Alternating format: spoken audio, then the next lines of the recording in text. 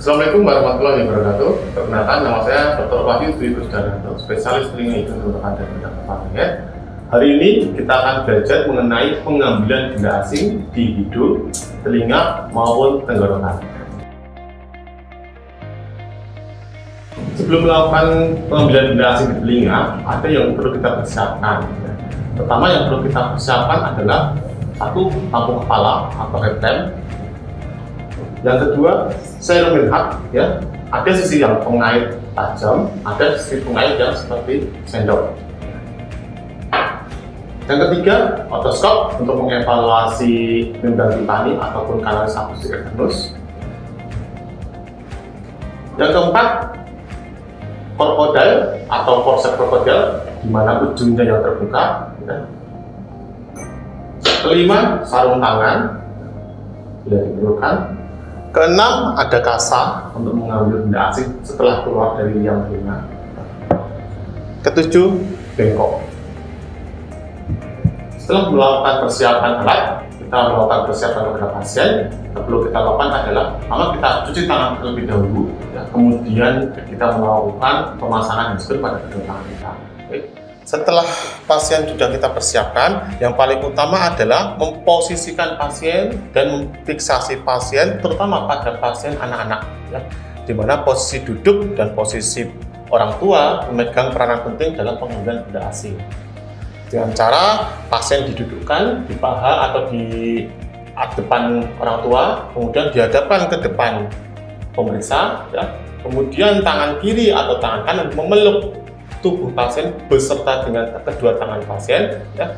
Kaki pasien kalau anak-anak diselipkan di antara kedua paha orang tua, kemudian paha orang tua mengempit atau menjepit dari kaki pasien tersebut.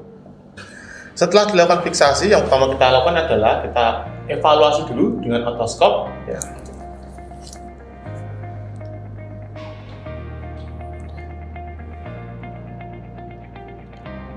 Jika sudah tampak benda asing, kita evaluasi benda asingnya tersebut apa. Apakah benda asingnya itu padat ataukah lunak, ya. Sehingga ini menentukan alat apa yang perlu kita pakai. Kalau benda asingnya agak padat seperti kotoran, serumen, ya, yang bentuknya padat, kita bisa menggunakan serum menhak yang ujungnya runcing, ya, untuk menjepit. Ya. Kita nyalakan headlamp atau lampu kepala, kita pegang posisi telinga dengan tangan kiri kita, ya. Alat kita pegang seperti memegang alat tulis, ya. Kemudian untuk ujung yang runcing ini kita harus hati-hati. Kita biasa selusuri dari liang telinga bagian belakang, ya, dengan tegak lurus, ya.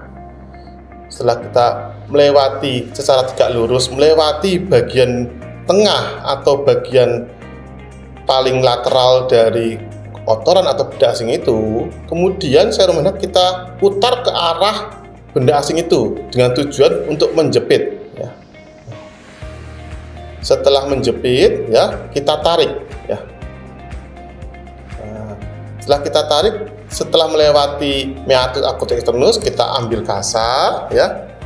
Kita ambil benda asingnya di kasa. Ini untuk benda asing yang bentuknya bisa ditarik atau bisa dikaitkan dengan pengait. Untuk benda asing yang agak sulit untuk ditarik dengan pengait, kita bisa menggunakan yang seperti serum menhak, seperti sendok ini. Dengan catatan sama seperti tadi, saat kita melakukan pemeriksaan dan penggunaan kait, kita bisa menelusuri, ya, ujung dari serum menhak ini melewati dinding belakang dari kanalis akustik eksternus sampai melewati benda asing tersebut, ya. Kita tarik ke depan, ya. Kemudian tangan kiri kita memegang kasa untuk menerima benda asing ini, dan taruh di tempat yang telah disediakan. Ada benda asing yang dalam bentuk hewan atau dalam bentuk bisa ditarik, ya. Benda asing ini biasanya kita pakai alat-alat yang bersifat menjepit atau mengambil melalui jepitan. Nah, misalnya benda asing hewan, serangga, atau benda asing yang bersifat bisa ditarik, kita bisa menggunakan krokodil ini. Caranya sama dengan yang tadi, kita evaluasi dengan otoskop terlebih dahulu, kemudian kita evaluasi dengan lampu kepala. Kita masukkan krokodil ini atau forceps krokodil ini tegak lurus ya. Posisinya sejajar, ujungnya sejajar dengan mata kita dan lampu dari pemeriksa kita ya. Setelah melewati depan dari benda asing tersebut, kita buka ujungnya, kemudian kita tarik ya secara perlahan, kemudian kita taruh di kasa yang telah disediakan.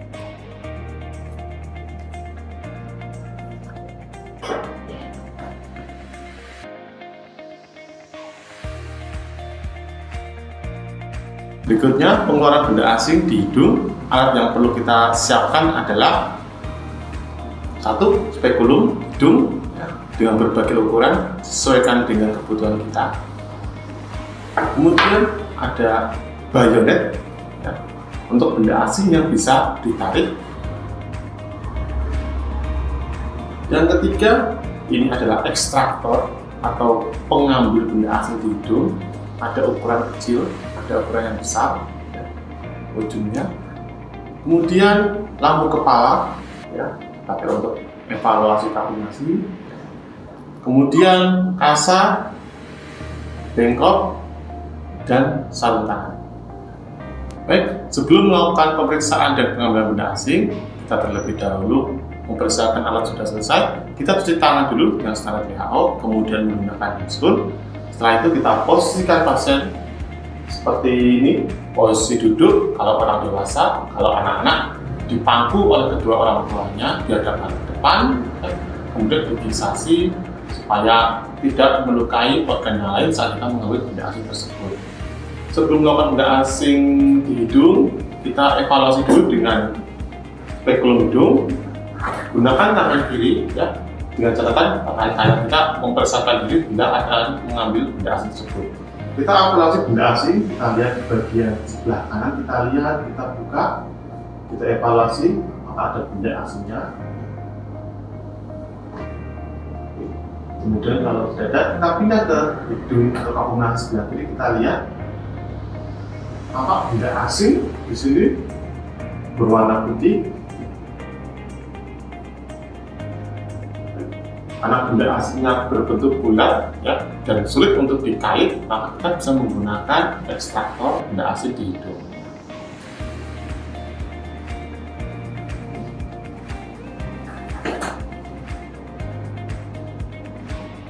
Posisi alat ekstraktor biasanya kita melewati celah yang kecil ya. Kalau ada celah yang membuka antara koordinasi dan benda asing, kita masuk di antara celah tersebut.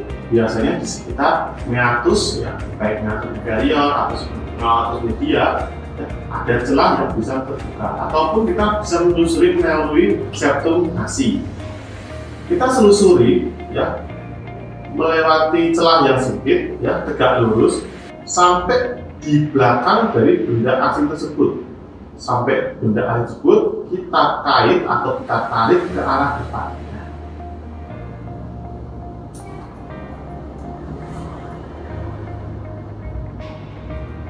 Setelah benda asing hampir keluar, kita bisa bantu dengan kasa ya, untuk mengambil benda asing tersebut. Setelah benda asing keluar, kita evaluasi kembali koordinasi sebelah sebelah, apakah ada perdarahan atau sisa-sisa benda asing yang belum kita ambil.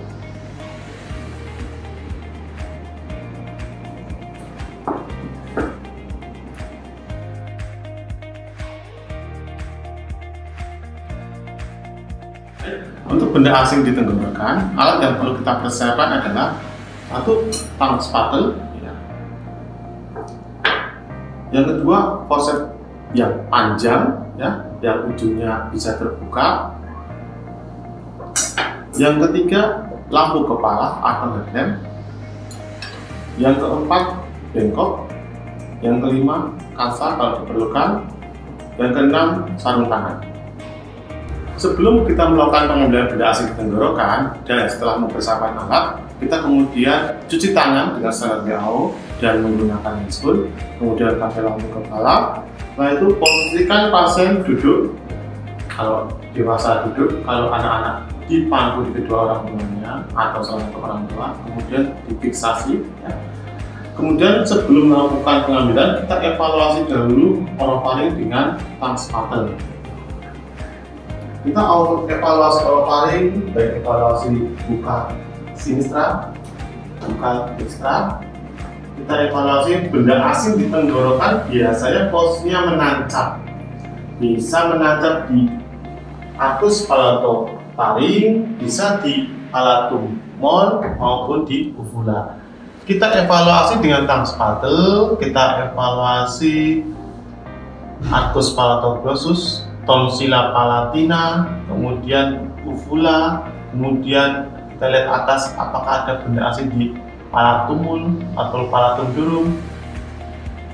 Setelah tampak adanya benda asing, ya, kita gunakan aligator, ya, atau forceps atau aligator yang panjang ini. Kemudian tangan kiri kita menggunakan tang spatel.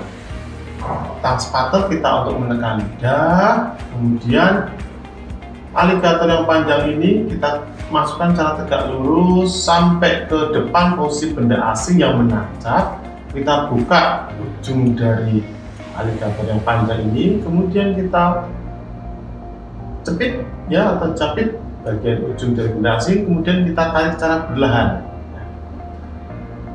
Hati-hati melukai organ yang lain, kita tarik perlahan, ya, jangan sampai ujungnya menempel ke mukosa atau organ yang lain.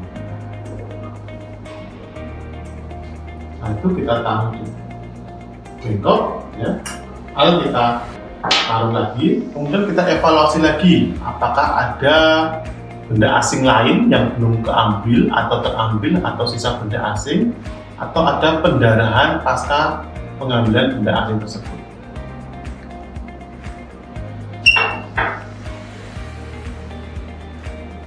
Demikian tata laksana pengambilan benda asing di hidung, telinga, dan tenggorokan dari saya, Dr. Wahyu Dwi Gudhanto, spesialis telinga, hidung, tenggorokan, bedah, dan kepala leher. Semoga bermanfaat. Semangat belajar. Wassalamualaikum warahmatullahi wabarakatuh.